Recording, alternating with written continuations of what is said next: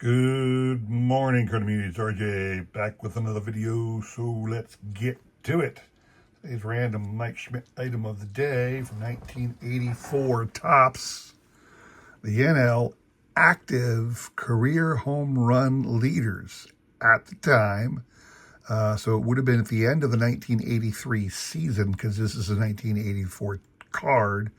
Mike Schmidt was ahead in all of the National League with 389 home runs. It is likely that Reggie Jackson was ahead of him in the American League, because Reggie obviously had started earlier than Mike. Reggie would finish with more than 500 home runs. In fact, he had more home runs in his career than Mike did, and he was closer to retirement. So I'm imagining at this point in time in the American League, Reggie Jackson had more home runs. Second, at the time, a teammate of Mike Schmidt's back in 1983, Tony Perez, had 369 home runs. And then Dave Kingman, all or nothing, Dave Kingman, 342 home runs. He was with the Mets at the time. So there you go. There's the career leaders at the time and how everybody ranked. And other people who were on the list who didn't make it to the top there. There you go. My random Mike Schmidt item of the day. Today's random baseball item of the day in honor of newly inducted Hall of Famer Dick Allen from 1983. Yep. A postcard released by the Phillies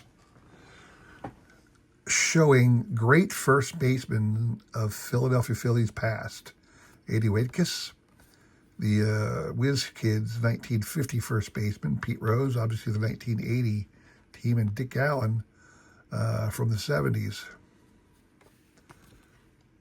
This was one of a series of postcards. I've shown these off before. They were released during the 1983 season. 1983 was the 100th anniversary of the Phillies franchise. They were formed in 1883. Gerard Bank sponsored this, and they released these over the course of the season in like packs of 2 or 3 at a time, and you could get them all. This is a Dick Perez release.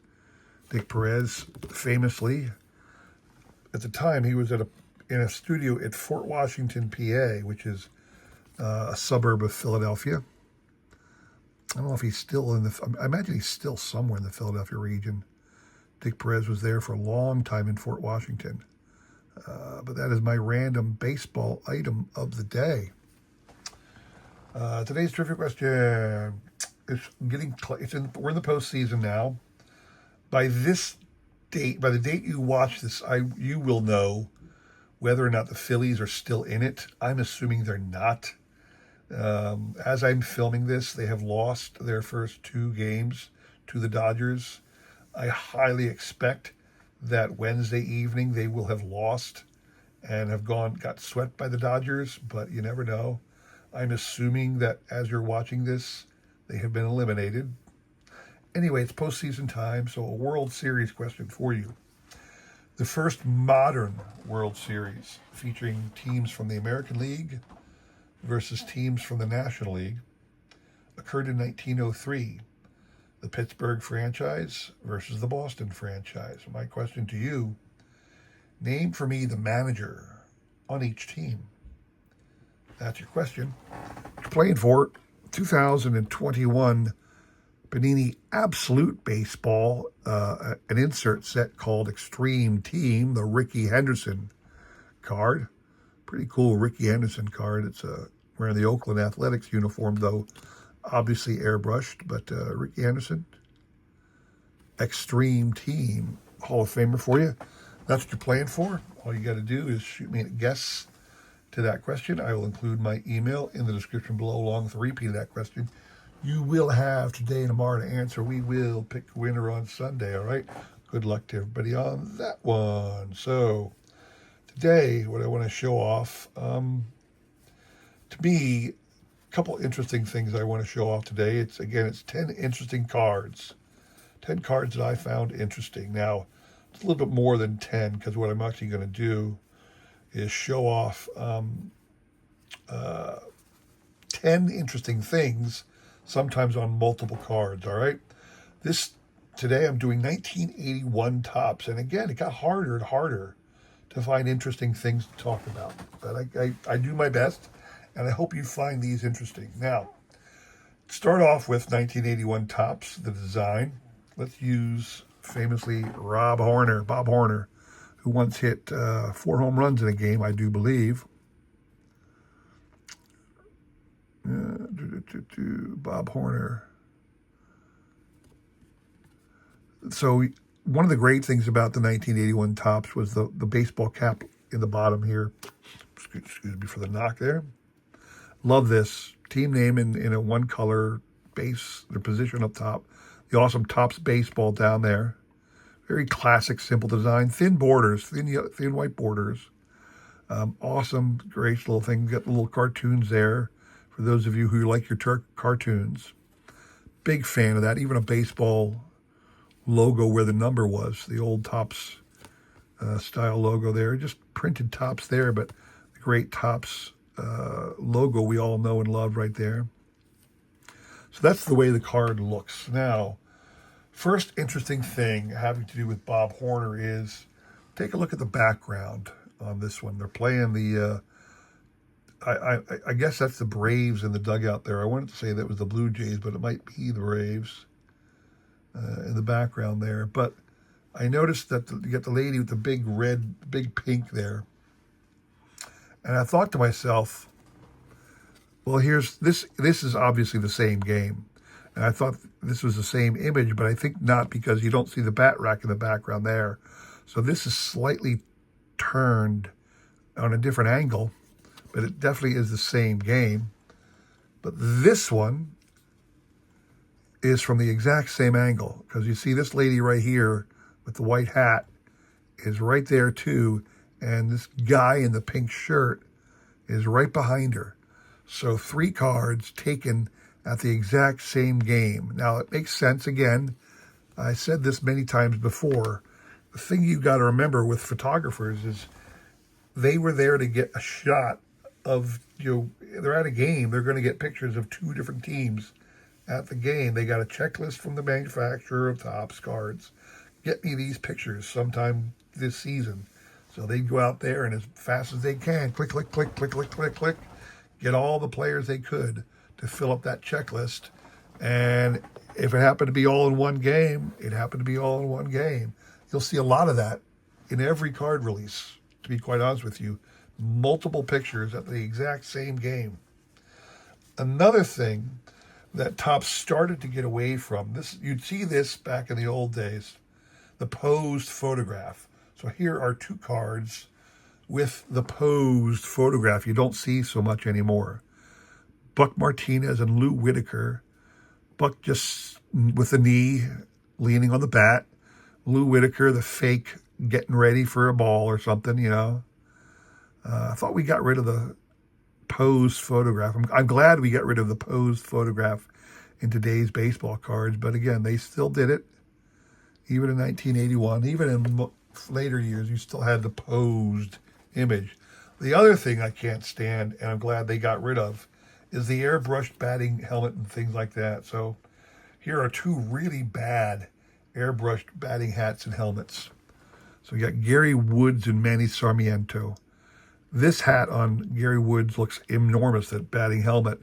And the Mariners cap on Manny Sarmiento just jumps off that card. And if you look on the back of each player, you'll see that they both changed teams the last time they got photographed. So with Manny Sarmiento, he played in 79, but in 1980, he played 9 games for the Mariners. And they chose to put him in there, but they probably didn't have a Mariners logo. So they just slapped this cap on him. And again, the previous year, he was with the Mets. This is probably a blue jersey of the Mets with a orange stripe that they just put a yellow stripe in it for the Mariners.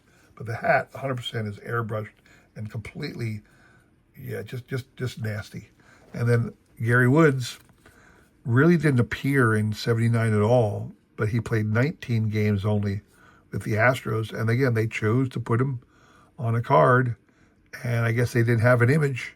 So here he is, complete airbrush, whole uniform and everything is just absolutely pasted on almost on this card.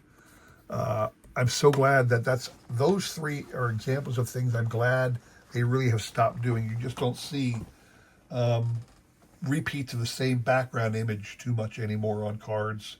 You really don't see any airbrushed photos, and you just don't see the stock pose photos. I'm really glad those are things of the past.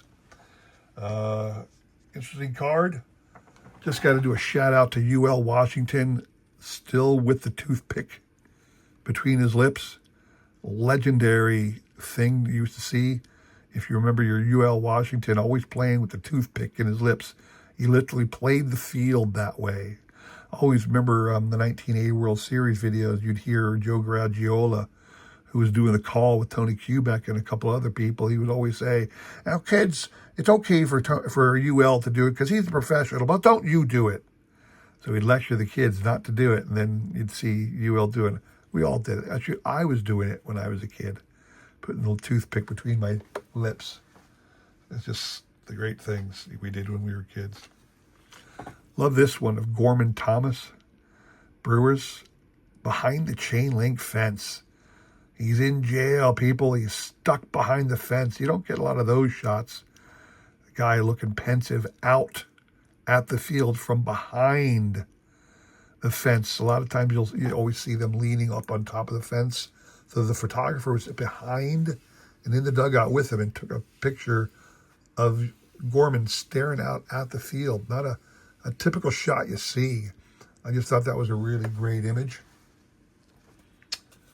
And this one got me because it took me a second to figure it out. I'm thinking to myself, where the heck is the bat? Ozzy looks like he's tripping or just got a hit, but does he want to run? Is he running? It's like he's doing a dance or something.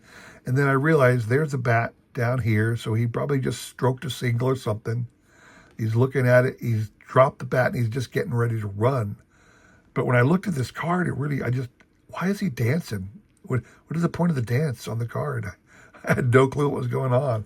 I had to really stare at it until I saw that. This one I had to smile at. Little Freddie Patek.